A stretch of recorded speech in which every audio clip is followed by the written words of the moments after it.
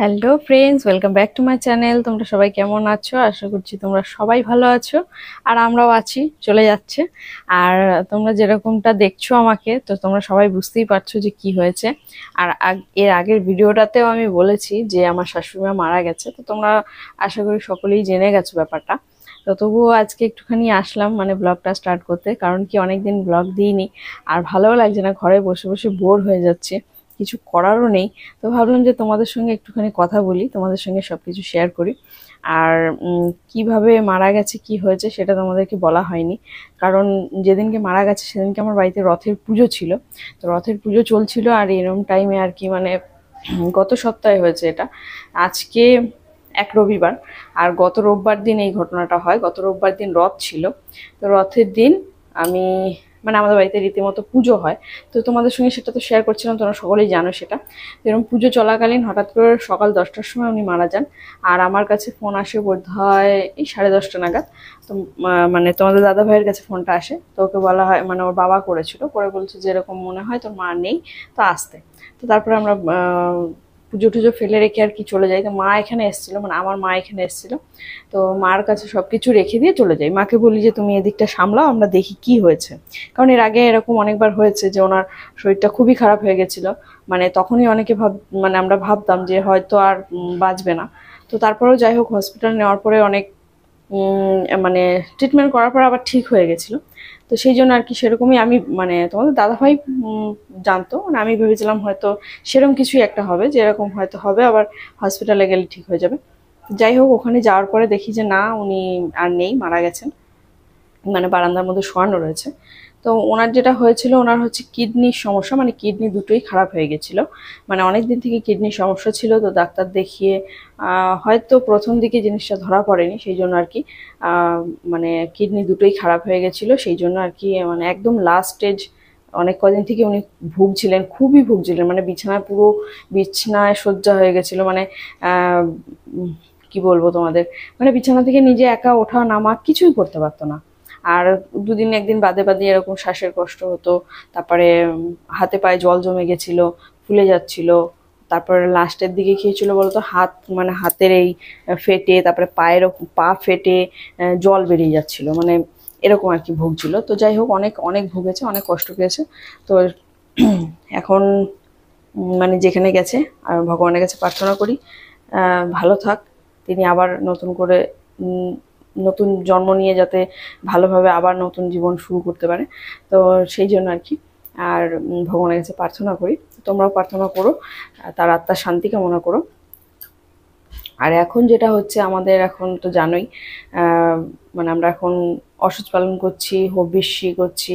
তো হবিষ্যি আজকে আমরা করব, তো এখন করব। তো ভাবলাম যে তোমাদের সঙ্গে একটুখানি কথা বলে নিই। এখন করব বলতে এখন বাজে হচ্ছে 10:30। আর 10:30 থেকে মোটামুটি শুরু করলে 12টার মধ্যে হয়ে যায়, কারণ তোমরা অনেকেই জানো যে 12টার মধ্যে হবিষ্যিটা কমপ্লিট করতে হয়।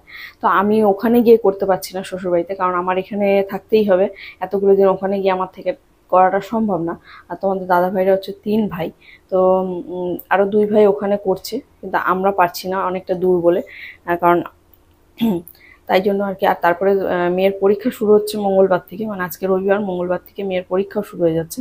মানে এদিকে শাশুড়ির মানে কাজ বাজ শুরু হবে, মানে শ্রাদ্ধের কাজ এইসব সব শুরু হবে। আর এদিকে মেয়ের পরীক্ষাও শুরু, মানে একই দিনে সব কিছু আর কি। ভীষণ অসুবিধা হবে জানি, কিন্তু কিছু করার নেই, এটা আমাকে করতেই হবে। তো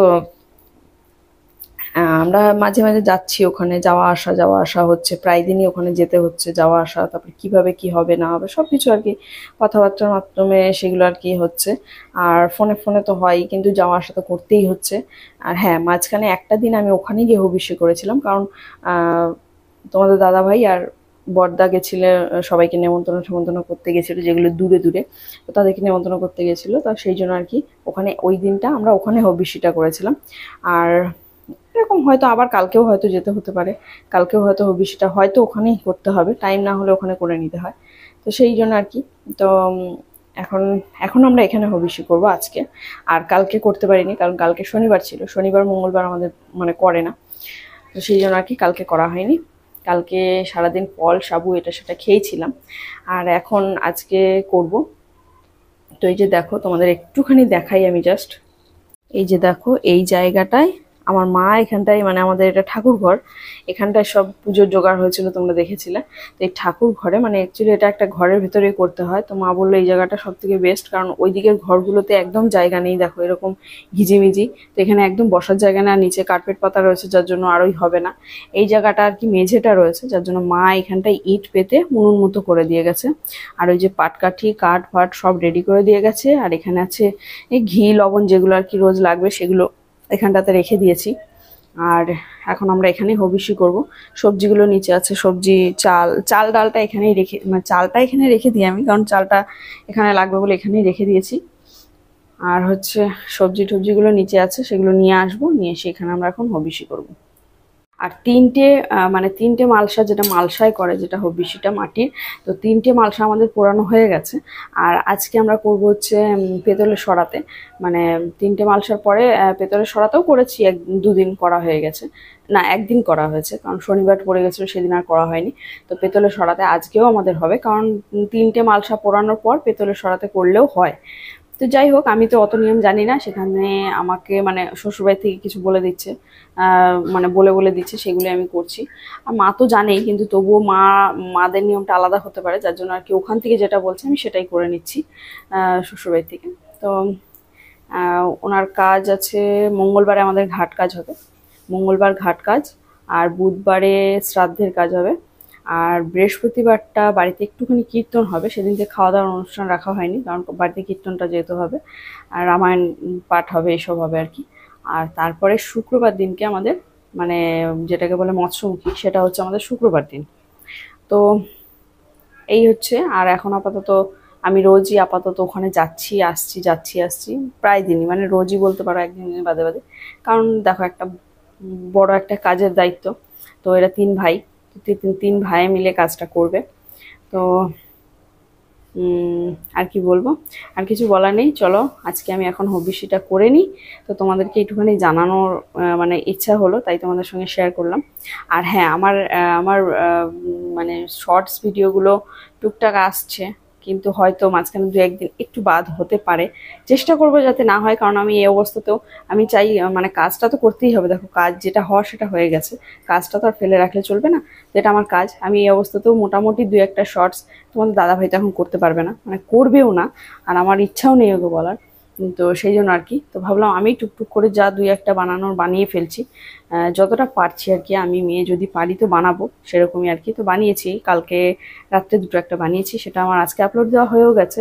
তো এরকম যদি পারি দু একটা বানাবো, আর যদি মাঝখানে দু একদিন শর্টস ভিডিও বন্ধ হলেও হতে পারে।